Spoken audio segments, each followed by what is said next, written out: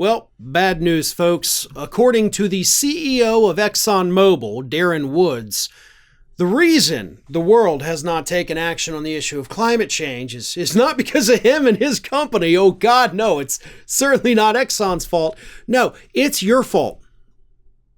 Yeah. The CEO of ExxonMobil is literally out there telling the world public that it is your fault that climate change is happening and we're not meeting our climate goals and we're creating an unsustainable planet. It's not because of the products that his company is putting out there. It's not because his company lied for decades about the dangers of burning fossil fuels. Oh, God, no. It's your fault, you greedy ass consumer. During a recent interview with Fortune, Mr. Woods said that the reason that companies like his own, of course, have not really gone and invested so much in clean energy technology is, it's because you, the greedy consumer out there, you don't want to pay the prices for it. Let me read you what this idiot said. While renewable energy is essential to help the world achieve net zero, it is not sufficient. Wind and solar alone can't solve emissions in the industrial sectors that are at the heart of modern society.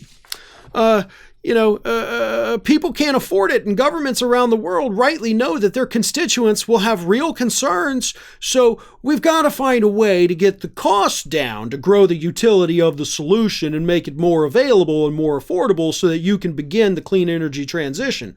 Exxon could today make sustainable aviation fuel for the airline business, but the airline companies can't afford to pay.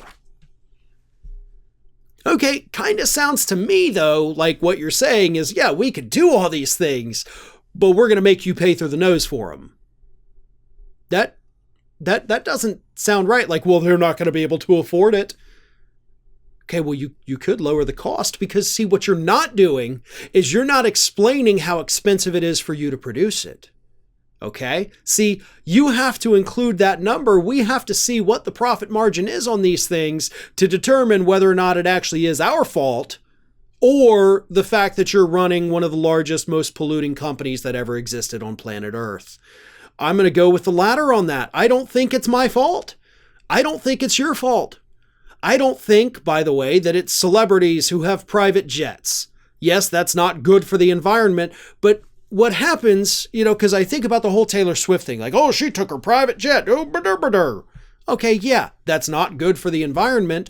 But if you think Taylor Swift taking a private jet or celebrities taking private jets, if you think that is a bigger problem than this a-hole at ExxonMobil telling us that we're the problem and not his corporation, then you're focused on the wrong enemy, which means you've bought into the propaganda of the fossil fuel industry.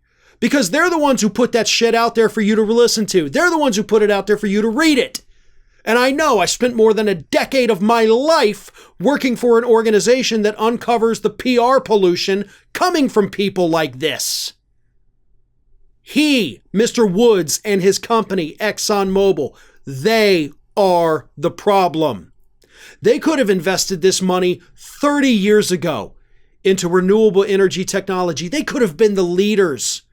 It's not because they didn't want to pass the costs on to us because they're such an altruistic company. Hell no. It's because they knew they could still profit off oil. They could still lie about the problem. They could spend millions a year lobbying so that we don't take action. He and his company are the problem, not you. Well, folks, we have crossed that 1 million subscriber milestone, but rest assured, we are just getting started here at Ring of Fire. So if you're not already, please do subscribe to the channel and make sure to like, share, and comment on the videos.